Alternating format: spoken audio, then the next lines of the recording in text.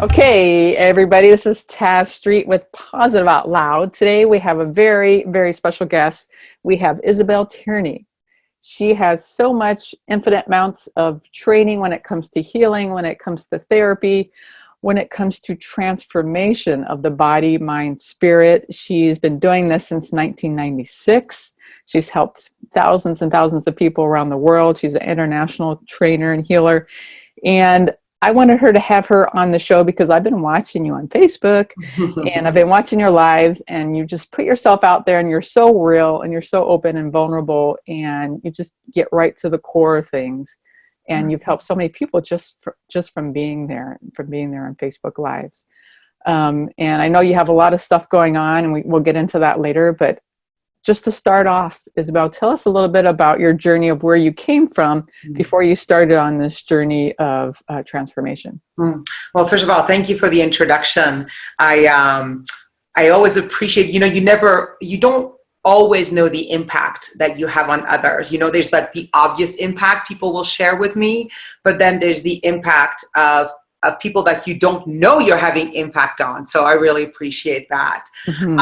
So I grew up in a household in Switzerland that actually for the first 12 years of my life, I had a caregiver and her husband who were very abusive. And so I experienced every kind of abuse you can have, physical, emotional, sexual, psychological. And so by the time I was 14 and I moved to the United States, I went to an all-girl boarding school, didn't know the language, didn't know anybody. And it was the perfect storm for me to develop an eating disorder, which started first with anorexia and then turned into bulimia. And it lasted almost 30 years of my life, right? That was the way that I managed to cope with the unfelt, unhealed abuse.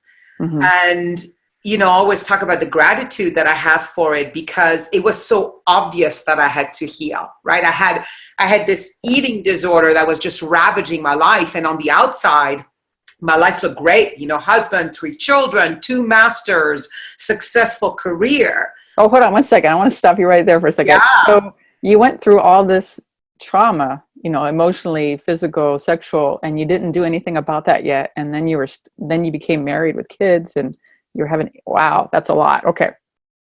Yeah. You know what's so crazy? When I was 29, I took a class at Tufts University, which is where I got my BA, on social personality development. And it was literally, Taz, the first time that I understood that the parenting I had gotten as a child is what had made me so, I'll call it crazy. I don't mean that in a negative way, but I literally until age 29 did not know that there was a reason that I was the way that I was. Oh, wow. Yeah.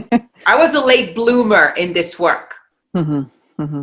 Well, there's many people out there who have never really looked into it or researched it or don't really care to know what's really going on with them, and they've living really horrible, miserable, sick lives. It's really unfortunate, but at least you caught it at age 29.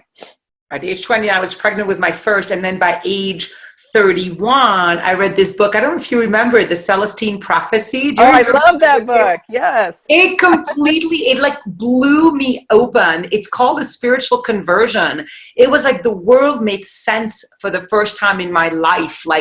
And then after that, I never stopped researching and practicing Buddhism, all kinds of different spiritual practices. So that book also was a pivotal life changer. So the Saleen Prophecy, there was another one where it was another story. I can't quite, and it became a movie too. I don't know if you quite know what I'm talking about. Is it like The Warrior or something like that? The Warrior, yes. The Path of the Sacred Warrior, but Dan Millman. It was Dan Millman, yes. That was amazing. Yeah, that's what really broke me open, because it's like all this time this person is fighting with everything on the outside, but not really looking inside. And then at the end, having that fight with yourself and realizing, it was always me. It was always me. I love that sentence, right? That's right. So Tell us a little bit of where you started on your healing journey, and how you broke open, and what things you started with. So maybe there's many people out there who are just starting this journey and they just don't know where to turn. So I read the Saleen Prophecy, and then I just started reading every self-development book there was. I don't think I read a fiction book for about 2 years after I read the Saleen. I just devoured books. Mm-hmm. And I was sent to this healer from this school that's called the Barbara Brennan School of Healing, because I kept having sexual abuse memories come up, but I hadn't identified that I had had that. So I went to this healer, and, you know, in an hour, we uncovered through this healing, this sexual abuse, that after that session, I was like, I want to do that. I want to do that. And it was the first time in my life, I was, I think, 33 by then, that I finally knew what I wanted to do. Because so you see, so those of us who can be really smart and well-educated, that can mask actually like what it is we really want to do, what our soul's purpose is. So I had my 2 masters, I had a job, but it wasn't what I wanted to do. And it wasn't until I went to that 4-year healing school that I finally figured out this is the work I want to do. And my favorite part of the school is that the teacher said, the client can only go as far as the healer has gone. So the 4 years were a deep descent into our stuff, right? Mm-hmm. Like you said, it all lives inside of us. Mm-hmm. That then led me to open a healing practice in 2000 when I graduated. So on the sexual trauma, did you even know that? Did you just kind of just put this in a little compartment and throw it out, and you just didn't even realize it was there? Did you? Yeah, I kept having signals, right? I kept having symptoms, like an eating disorder. Yeah. Very often people with an eating disorder have sexual abuse to go with it. Like I had such a difficult time being physically intimate with my husband, and I didn't understand it, and it was becoming a real issue.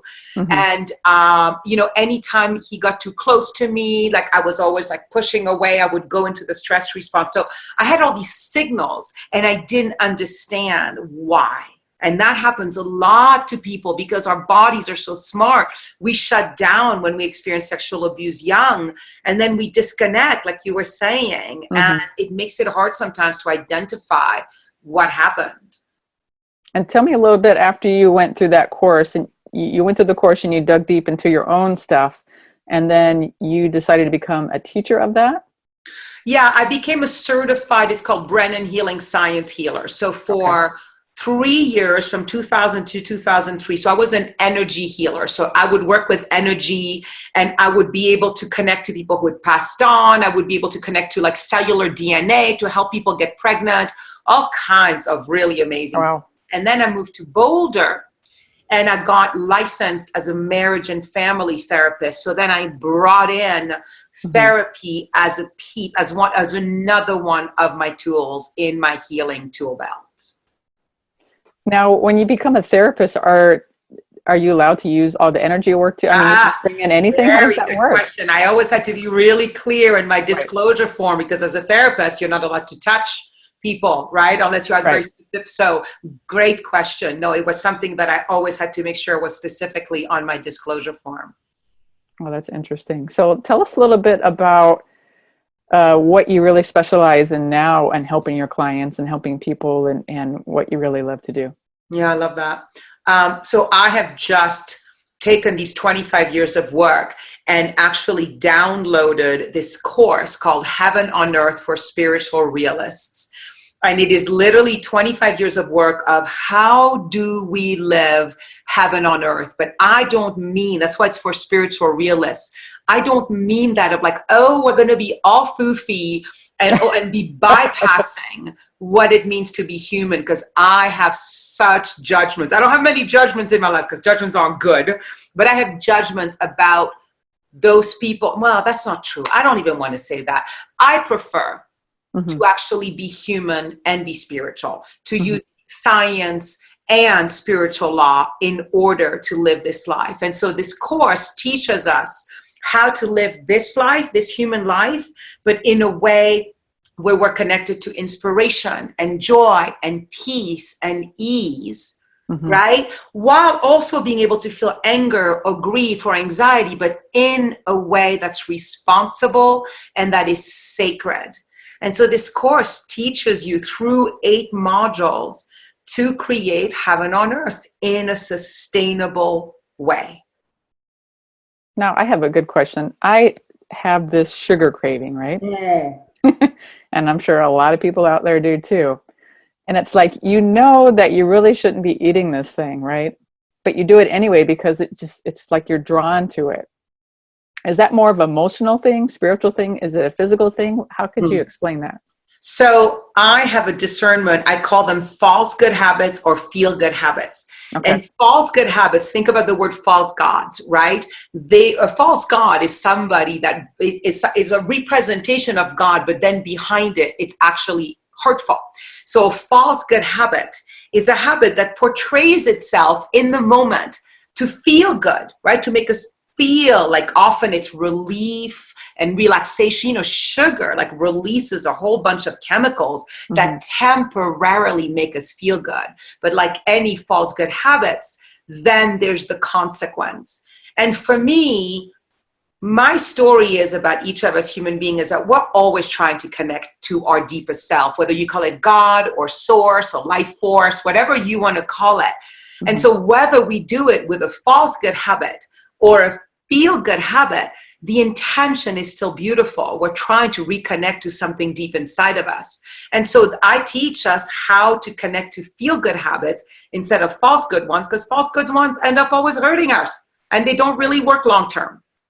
No, it's very short term. I mean, it's good in the short term, so you don't kind of go crazy and get angry and whatever else emotions might pop up for you. But especially for the people that don't have tools out there, I mean, it's okay. There's no judgment on that. There's no judgment on smoking, eating too much or whatever. But then there's a point where it's time to transform, right? And there's a time to break free from that and move into a different energy, right? Yeah, I love that. One of my favorite things in the whole world to teach is that, so if you believe that every habit you're ever doing is trying to meet a need to connect to God or to source, and really I divide that in peace, love, joy, right? Very simple ways to think of God. If you know that that habit for sugar is trying to reconnect you to peace or love or joy, what I say to people is if you're not ready to shift habits yet, at least do your habit with the intention to connect to peace, love, or joy. And then the habit completely shifts because there's a totally different experience, right? When you're eating sugar and you're doing it from a place of guilt and shame and unconsciousness right. versus having sugar. Like, oh, this feels so good. Like, yeah, I do feel more peaceful. So you really turn the habit on its head, and often it doesn't need to be acted out as long and as often.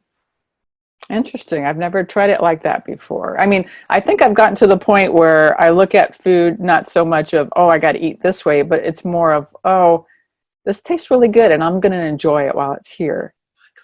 Yeah. So yeah, I love that because we shift it, right? When we are in guilt and shame, I mean, this has been proven. Our digestion completely gets messed up. We don't absorb the vitamins and minerals. Our metabolism goes down. So when we are in the stress response, when we're eating food that's guilt and shame, it totally messes with our digestive system. And so when you eat with love and acceptance, you actually shift your metabolism and you allow for food to be digested more easily. So it's kind of amazing. We think that guilt and shame actually helps us. It very rarely helps us and actually messes with us even more. And I guess that would be the same with parenting, the way that you would parent a child. You want to do it with love and kindness and respect instead of, guilt, shame. Oh, why did you do that? Oh, that's a bad thing. You're a bad girl. Yeah. I love what you're saying, right? Think of that. That's a false good habit. It works temporarily, right? If you put fear in a child's mind, they might do the right thing for a little bit, but it doesn't really teach them anything. And then it lasts for a lifetime, the pain of that.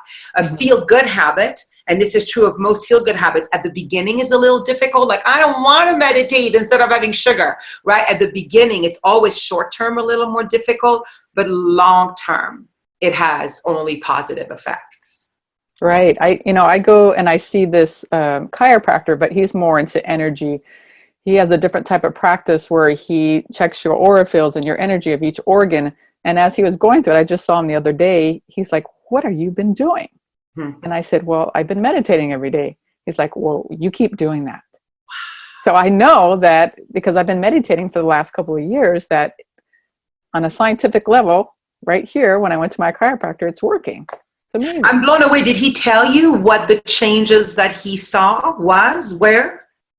No, I didn't really get in depth into that, but for him to say that was pretty cool, because usually it's, when I go in there, there's so many different things that he has to work on, but this time I just needed a little bit of minerals, and that's all I needed. He said everything else is working perfectly well. That's so amazing, because, meditation, prayer, they're not obvious. It takes time for us to feel more good. It takes time for us to for them to shift our body. So the fact that you had such confirmation about this practice, that's not the most obvious. If you work out for 6 months, you see the difference externally. Meditation is not always that obvious. So I'm so happy for you that you got that feedback. So tell us a little bit about your day. How do you start your day? What type of things do you do? Because I think it's important for people to realize here that the way you start the day is the way maybe the day can progress and expand from there. And tell us a little bit about, like, if you get sidetracked, if you get challenged, what do you do to work through those issues? I love that. So every morning when I wake up, there are two things that I do. One is to ask, how can I serve today? Because if I ask that question with humility, instead of my ego thinking that I know what's my day supposed to be like or how I'm supposed to help people, when I open up to how can I serve today, the exact right people and events will always show up, and that are going to allow me to serve most effectively. And then the second one is to let myself imagine the states of being that I want to feel, because that's one of the things that I teach in the course. We activate a certain electromagnetic frequency in the quantum field. Hey, that's Dr. Joe. What's that? That sounds like Dr. Joe. I love Dr. Joe Dispenza. Is that who you mean? Yeah. Oh, he's like, it's like the 25th time I read his book, and I really have learned to use his work. Right. So when we imagine, oh, I want to feel inspired. Today I'm going to feel inspired and connected and joyous and playful. When we start our day with setting those frequencies, we have a way higher likelihood to stay connected to those frequencies. And then that goes to part two of your question. When I get sidetracked, that's the whole point of the course I teach. I teach a very specific map of when we head into the stress response, which I call the red zone, and then what to do about it to get ourselves back into what is called the God response, or the green zone, which is basically a physiological response of the relaxation response. And so if I get agitated or irritated or impatient or whatever it is, I know in my body, mind, and spirit that, oh, I'm in the red zone. Oh, hold on. Let me take a breath. Let me slow down. Let me do a feel-good habit. And I bring myself back to that green zone, that God response frequency. And that's the whole course, is teaching you how to do that. Wow. So when you do your meditations in the morning, are you doing it with, are you doing silent? Are you doing it with music? How does that work for you? I always do silent. More and more, I've been doing them in my lives, because like what I've realized is that even after the years of meditating I've done, I never have as powerful of a meditation as when I do them live with people, with others.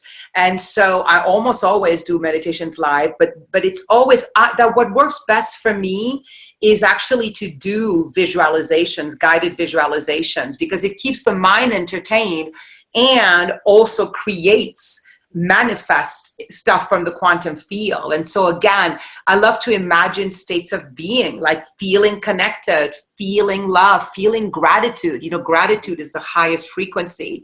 So I'm like tricking my mind to be busy, but it's busy in the best of ways, because many people don't know how to have an empty mind.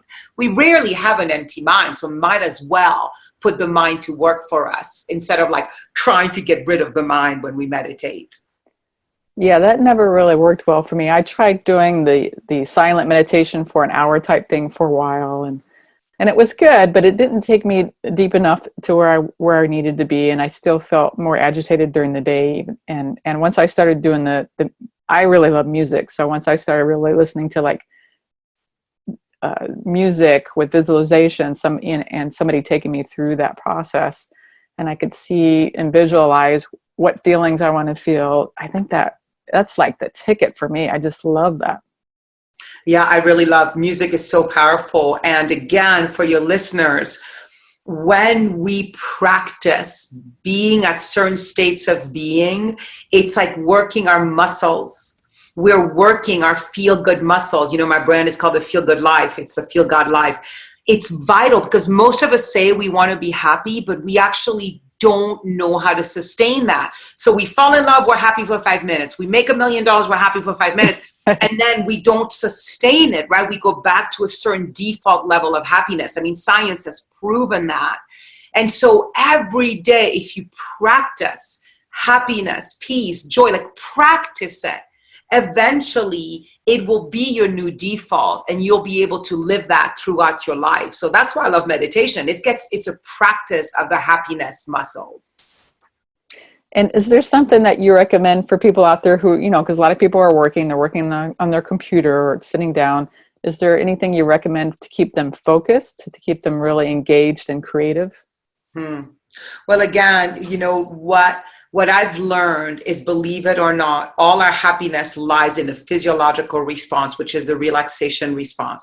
When our bodies think we're safe, that there are no intruders out there, we feel peace, calm, love, joy, creativity, inspiration, aha moments, intuition. When we are in the stress response, even it's because our boss is not happy with us, or our partner is upset because we haven't emptied the dishwasher, we have an outdated brain that gets into the stress response, and we have reactivity, impatience, frustration, anxiety, all the states of being we don't want. So learning to sustainably access and live in that relaxation response, or what I call the green zone, will have every state of being that we long for. That's one of the hardest things, is to be happy even though somebody close to you is upset with you. So I talk about that a lot. Yeah. But the thing about it, we have misunderstood what it means to be compassionate, to be empathetic. Somebody was just talking about this the other day, reminded me of, like, if somebody falls into a hole, that metaphor. And if you go down to go with them to be in that hole, well, you're not going to be able to help them. You're going to be a lot more powerful if you stay above the hole and you hold your hand. So to me, Gandhi said, be the change you wish to see in the world. When I am peace, when I am love, when I am joy, the world around me gets the most empowerment, as opposed to when I've collapsed and fall apart and start crying because someone else is suffering. That doesn't really help. We can be compassionate and kind, but we don't have to take on people's suffering. Right, because generally when somebody's upset with us and they get angry, it's always because of something that's going on inside of them. And the thing is just to have, compassionate communication, right? Yeah. What I teach in the course, and if you've seen my lives, when somebody's in the red zone, that stress response, whether it's you or it's me, I now know, like, oh, they're in the red zone. Oh, I'm not going to believe anything that they say or that I think. When I'm in the red zone, my whole world is distorted. I call it the red zone lenses. The whole world becomes distorted. When I'm in the green zone, the same exact world looks completely different. People can get this when you're talking about falling in love. When you first fall in love and the whole world, the birds are singing, the supermarket clerk is kind to you. Like, that's green zone. When you're in red zone, it's like that same guy that 5 minutes ago you loved, now you can't even stand the way he or she chews. That's red zone. So I teach people to live with green zone lenses and not red zone lenses. And you don't have to make any of the external world change. It's, as you said earlier, all an internal shift in perception. So I'd imagine that the percentages, like if you can be in the green zone at least 70% of the time or 80% of the time, then you're going to be a lot more happier than. Yes. Yeah. And the thing about it, when people first learn this work, they think that they should never be in the red zone.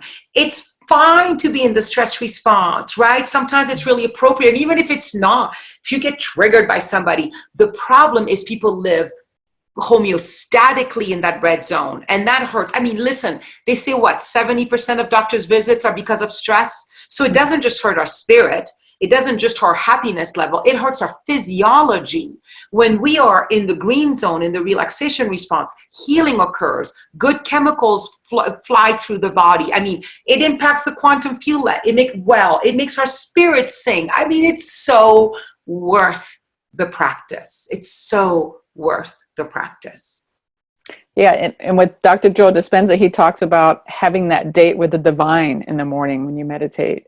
If you can get into that zone and you know you're going to have a date with just infinite love, why wouldn't you? Why wouldn't you want to feel all those wonderful feelings? And when I'm in that zone, when I'm in that meditation and I'm feeling joy, I'm feeling infinite peace, infinite joy, infinite love, it just spills out to the rest of the day, I think. I love that. It spills out. I was talking about that in one of the lives today, and I couldn't find the word spilling out. I was like, when like a liquid spills out and the liquid just goes out. So I was like trying to find that. That's it. It spills out.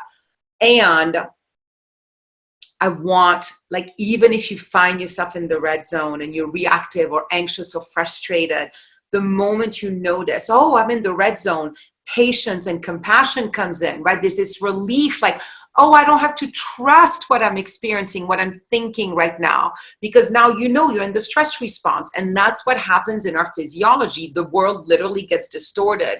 So sometimes I'm in the red zone. I realize I'm in the red zone, so that automatically already lowers my stress level, but I can't shift. There are times I can't shift, but it doesn't matter, because just knowing and having patience and knowing that I will eventually get out of it is incredibly helpful. Is when I don't know I'm in the stress response that it hurts. That's when I can do damage, either to myself or another.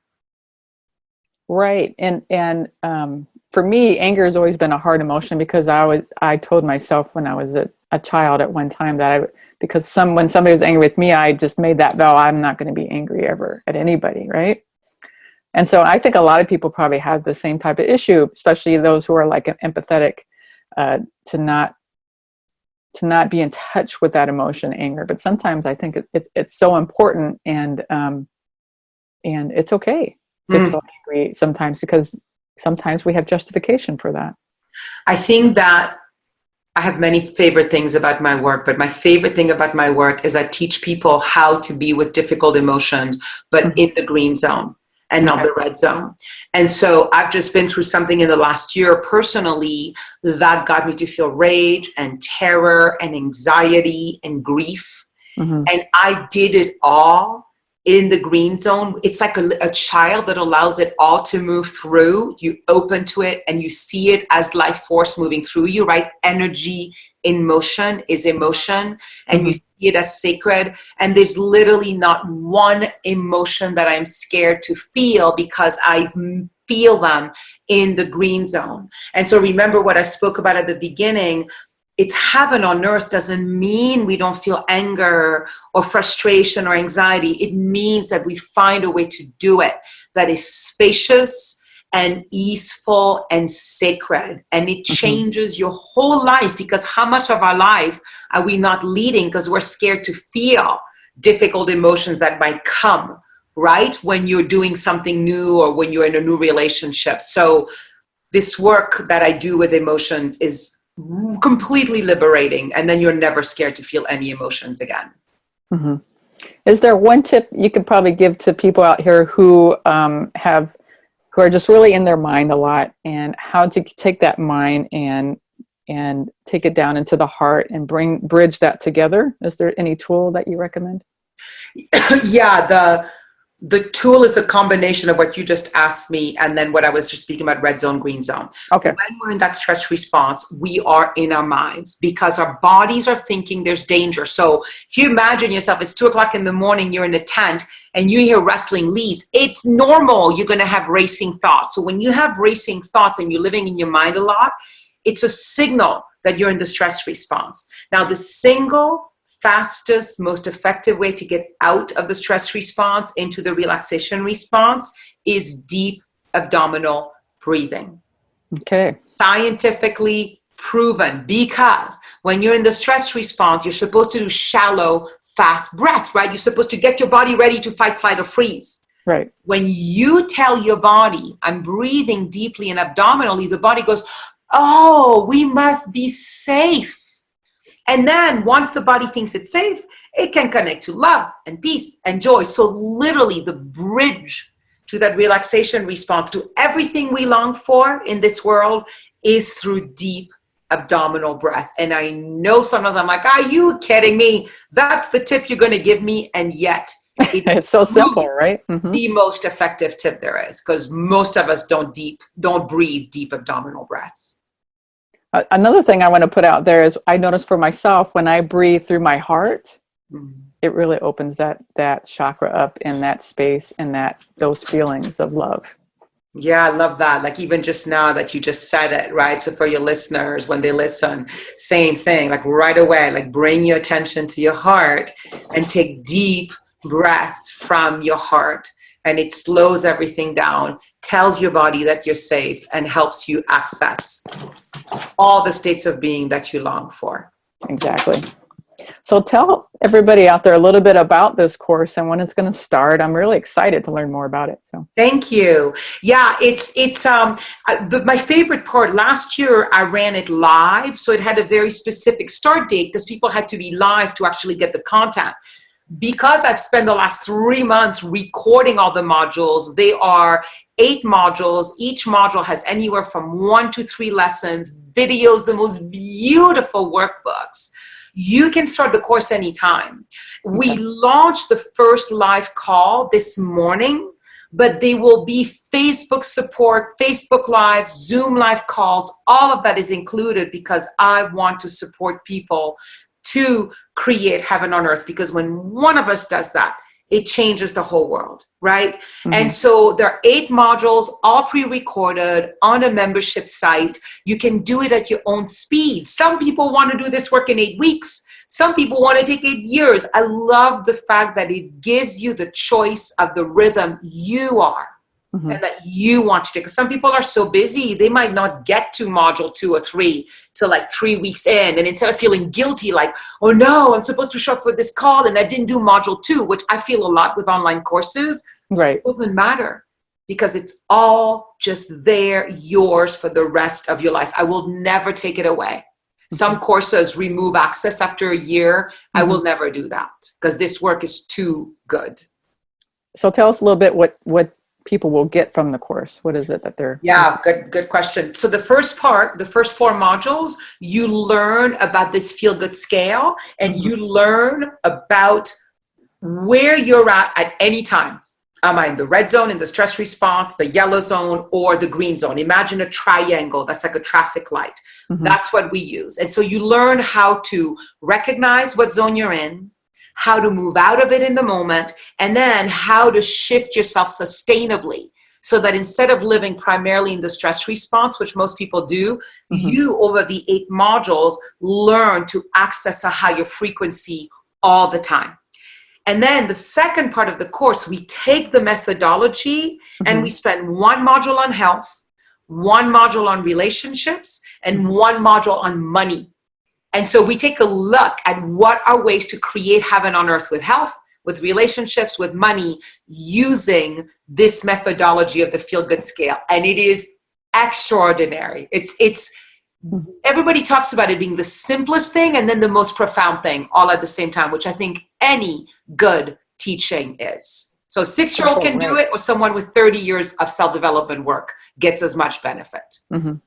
And those are the top 3 things that people always have questions about, right? Health, money, and relationship.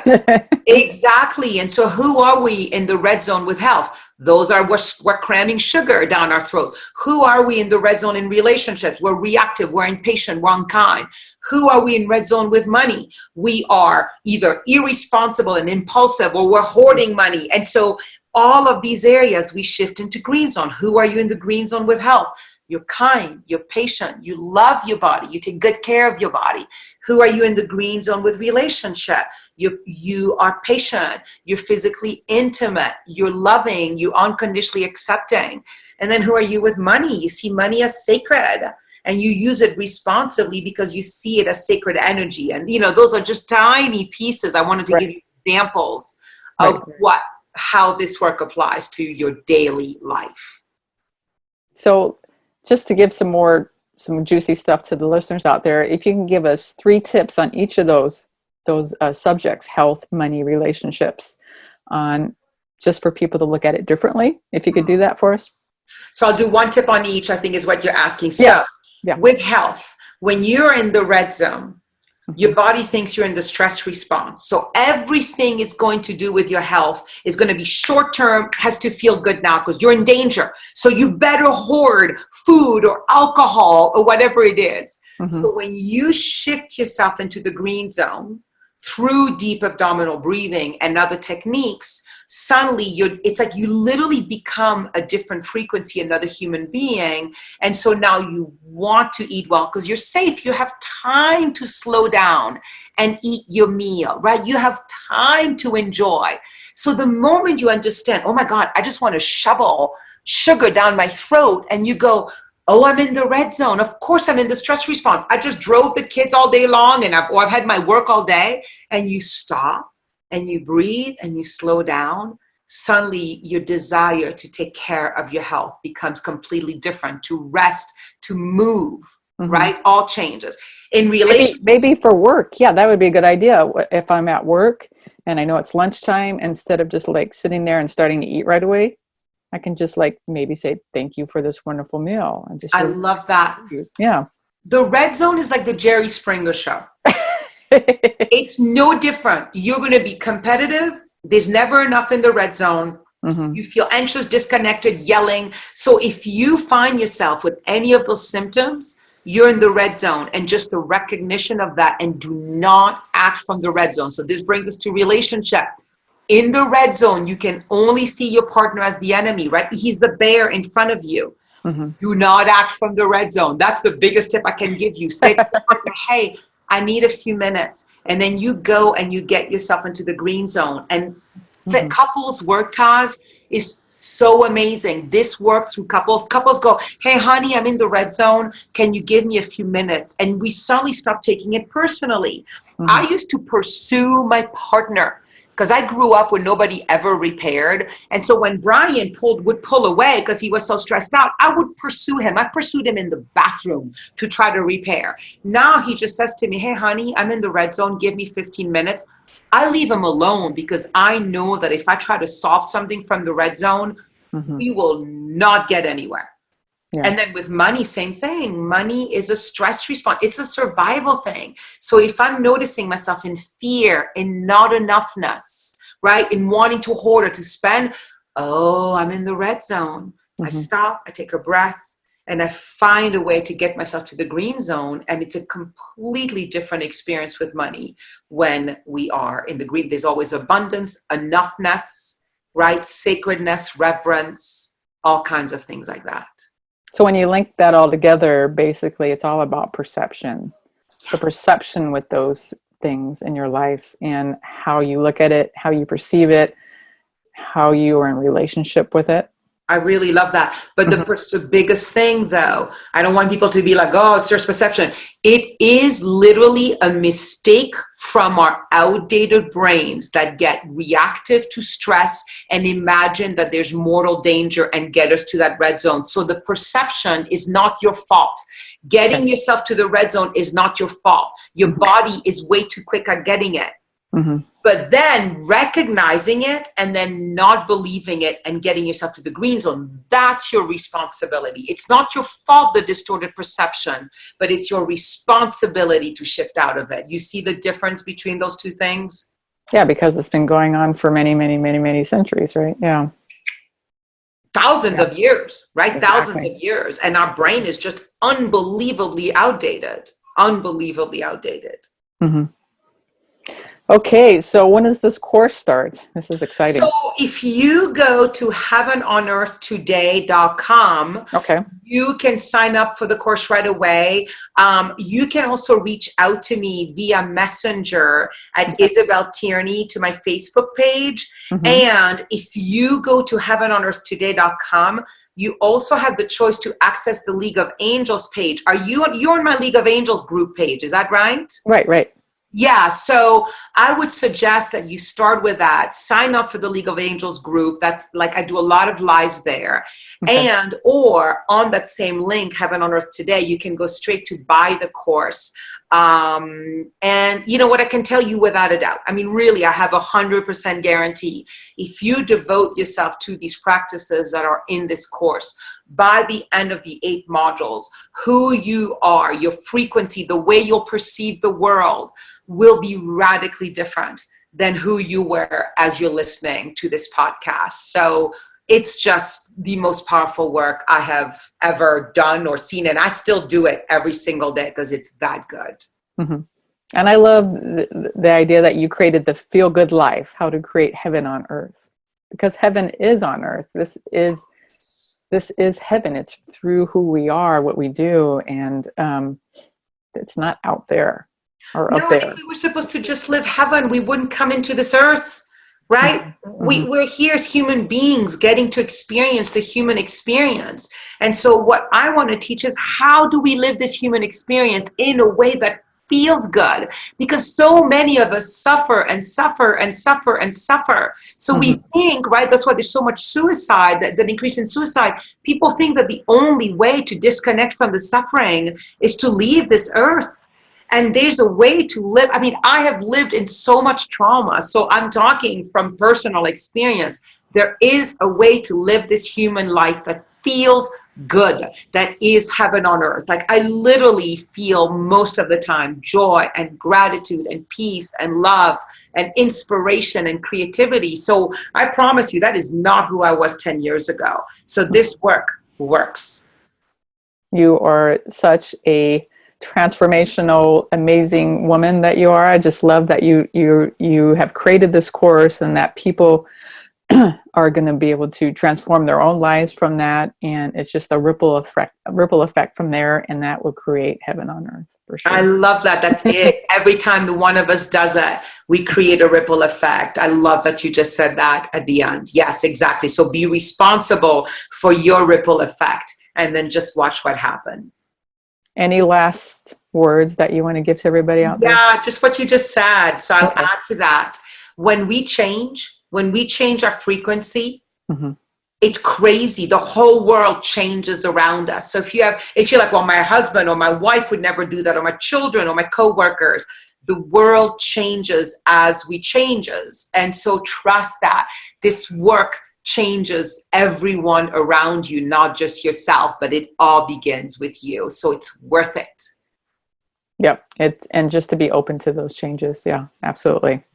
Thank you again for being on the podcast. My pleasure. And I'm going to keep, contacting you or corresponding with you on your Facebook Lives, because they're so much fun and I learned so much from those.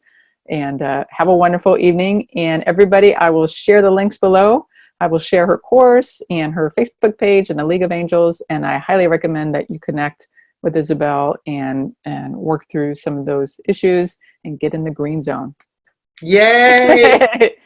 All right. Thank you. Take care.